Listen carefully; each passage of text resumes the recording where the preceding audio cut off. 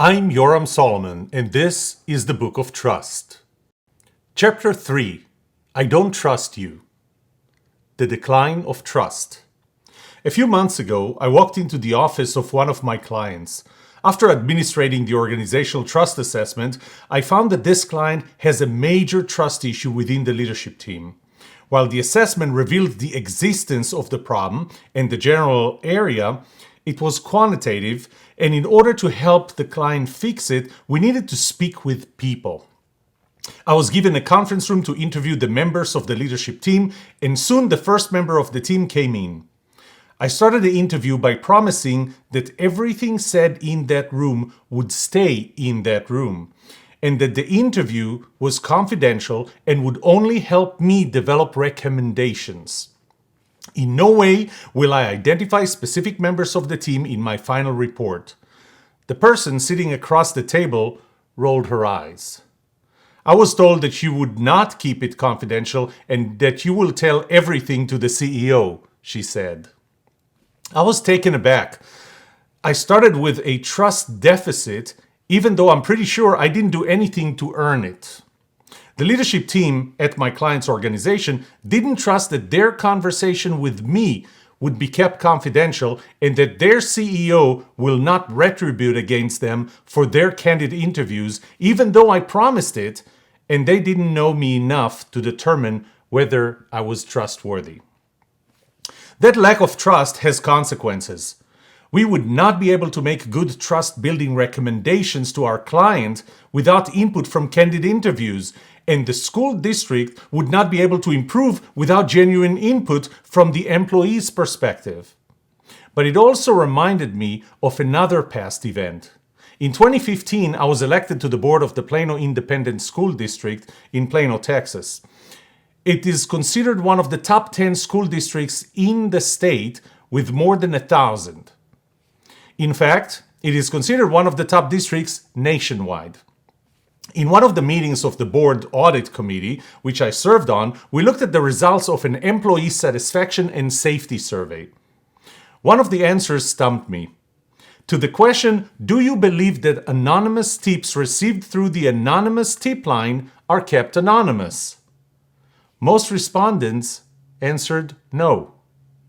Employees of the Plano School District didn't trust that their tips and complaints would be kept confidential and were afraid of retribution by the district. These are not the only examples. Throughout this chapter, I will provide you with research that showed what has happened to trust in the U.S. The Pew Research Center conducted a survey of 10,618 adults over a 2-week period starting late November of 2018. In that study, 22% of those surveyed described themselves as high trusters, 41% as medium trusters, and 35% as low trusters. When asked about the confidence that they have in the following leadership groups, they ranked scientists, the military, police officers, and public school principals, K through 12, as the most trusted, with high trusters ranking them between 89% and 92%, and low trusters ranking them between 65 and 76%.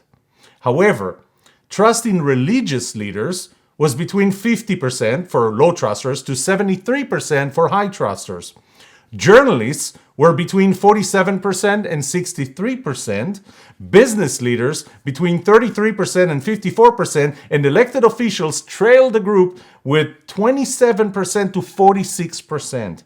Less of half of even the high trusters had lack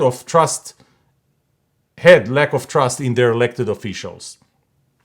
Generally, the report shows that 75% of Americans reported shrinking trust in the federal government, and 64% reported shrinking trust in each other. Public trust in the government has been tracked since 1958.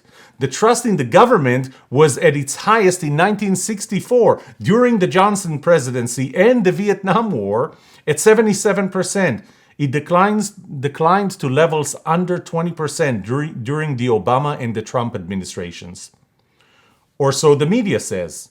Our trust in the media has declined too. albeit not as much as our trust in government. In September 2019, a Gallup survey of 1,525 adults in all 50 states and the District of Columbia revealed that 13% of Americans trusted the media a great deal and 28% trusted it a fair amount, while 30% trusted it not very much and 28% didn't trust it at all. Only 41% trust the media today, a small increase since the lowest level of trust, 32% in the media, during the 2016 election year, but down from 72% in 1976. Daniel Edelman Holdings Incorporated, founded by the former journalist and World War II public information officer Dan Edelman in 1952, is mostly known by the name of its key annual publication, the Edelman Trust Barometer. In different years, the publication focused on different areas. Its 2018 report was one of the most alarming, at least for the United States. Surveying more than 32,000 in 28 countries with at least 1,150 participants per country, it showed a decline in the level of trust in institutions in the US from 52% in 2017 to 43% in 2018. In the span of 1 year, the trust Americans have in institutions in general has dropped 9 percentage points, while the global trust level has actually increased by 1 point. That was the steepest decline ever measured by Edelman. Could it get worse? Unfortunately, yes. The organization took a smaller sample called the informed public based on the following criteria. Those were people between the ages of 25 and 64. They were all college educated, represented the top 25% of household income in each country, and they reported significant media consumption and engagement in business news. For them, the level of trust in American institutions didn't decline 9 points in 1 year. It crashed 23 points, from 68% in 2017 to 45% in 2018. In the eyes of the informed public, the US declined to the last place out of the 28 countries that were surveyed. The biggest decline was recorded in the trust they had in the government, which was 30 points in 1 year. Surprisingly enough, the exact same decline was recorded by participants who self-identified as Trump voters as those who self-identified as Clinton voters in the 2016 presidential election. My 2018 Innovation, Culture, and Trust study was instrumental in correlating the different trustworthiness components to the level of trust between any two people in the workplace. The survey had 3 major parts with very similar questions. The first part started with the question, do you work with a peer, someone at your level, not your supervisor, that you trust? The second part started with the question, do you work with a peer, someone at your level, not your supervisor, that you don't trust much? Finally, the third part started with the qualifying question, do you have a supervisor or a boss? A pre-qualifying question in this survey was whether you are currently working in a nonprofit company, organization, or business, in a for-profit company, organization, or business with more than 1 employee. The purpose of those questions was to qualify entries that would allow us to correlate the perceptions that participants had of other employees, those they trust versus those they don't trust, and to correlate perception of other employees versus perception of their bosses. Almost 41% of the qualified participants indicated that they worked with peer that they didn't trust. That's understandable. But something else caused me to worry. As many as 18.3% of the respondents indicated that they don't have a single peer in their organization that they trusted. As much as it would be troubling when those employees worked in a very small company with nobody that they could trust, the numbers were still worrisome when we checked the answers given by employees of larger companies. The same was true for 14.3% of participants who worked in companies with more than 100 employees, and for 9.6% of participants who worked in companies with more than 1,000 employees. Can you imagine working in a company with more than 1,000 employees and not being able to trust a single one? Why do we not trust anymore? This question is substantial enough to justify writing a whole new book. But for now, I will only share a few ideas of why I think we continue to lose trust. By no means is this a comprehensive list, and it does not necessarily identify the root causes of the problem. Fake reviews. In the past, you didn't know what product to buy. It's been a while since you really trusted commercials and paid advertisements because every product is always advertised as the best. Often, the small print indicates all of the exclusions and disclaimers, but let's face it, the small print was not intended to be read. Much like the fast-speaking disclaimers at the end of a 30-second radio commercial were not intended to be comprehensible. They were only meant to be compliant with regulations, and if the regulations didn't insist on a font that was large enough to read, a voice that was slow enough to understand, or language that was simple enough to understand, then they weren't.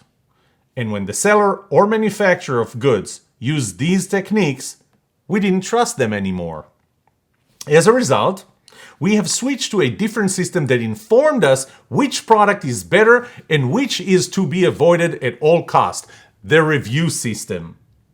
Companies such as Amazon, eBay, Google, and the Better Business Bureau, BBB, allow real buyers of products to post reviews about the products and sellers, and we trust them more because they are people like us.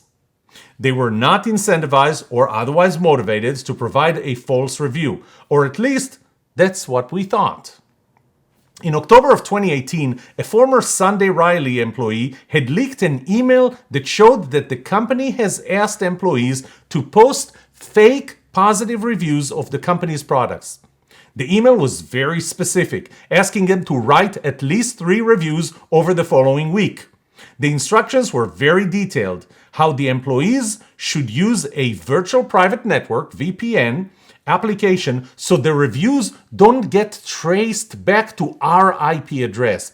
The email suggested what to write in that review, urged them to create email accounts on Gmail, Yahoo, or any other service provider for that purpose, and to keep track of those new email accounts because you will want to use them again periodically on our products and others. They were also asked to pick different ages, locations, etc.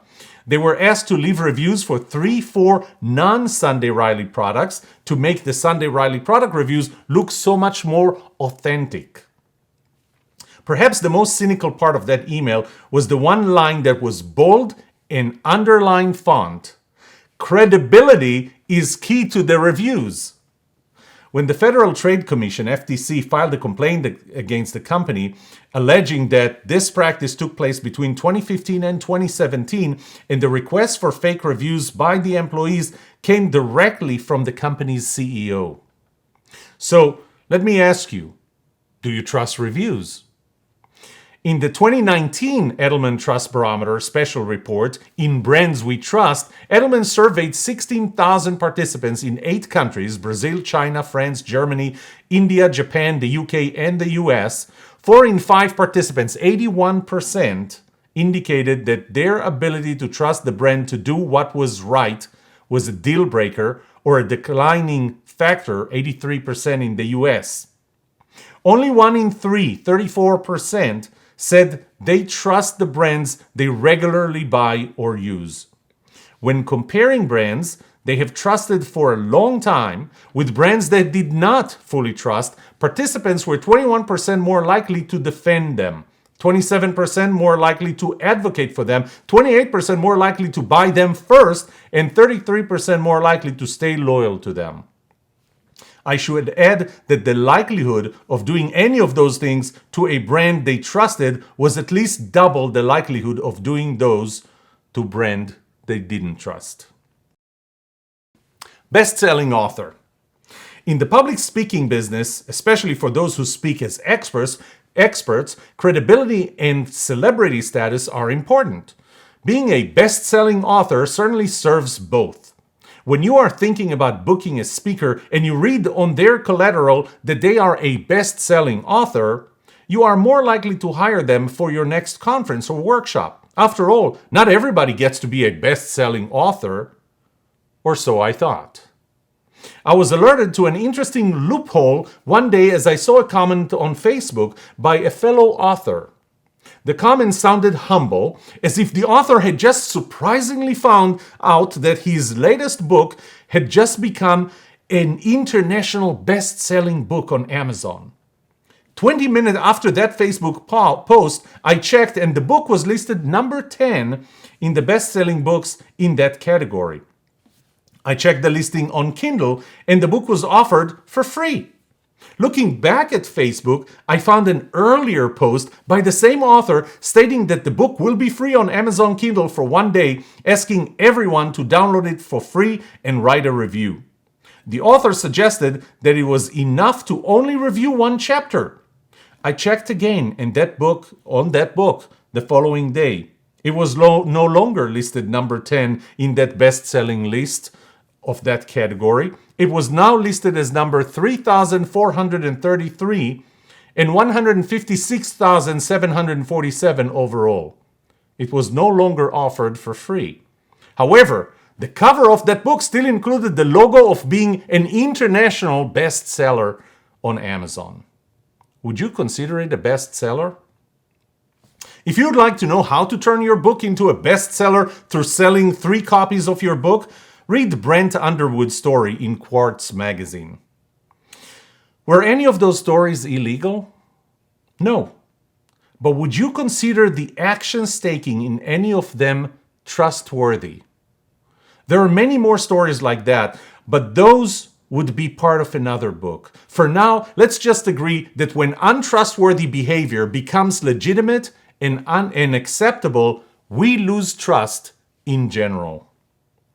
The first step in solving any problem is recognizing there is one. The level of trust in companies, the media, the government, and in people has declined to an all-time low, and there are and will be significant negative consequences to that. We recognize the problem. Now let's solve it. In part 2 of this book, we will begin our analysis of how trust operates, and in parts 3 and 4, I will show you how to become trustworthy. On a personal note, I have made this book, The Book of Trust, available for free on Kindle for 5 days, which is allowed by Amazon for every 90-day period. The purpose was to help people just read it. Yes, the book has climbed to number 1 in several categories, but I have never claimed to be a best-selling author of that book.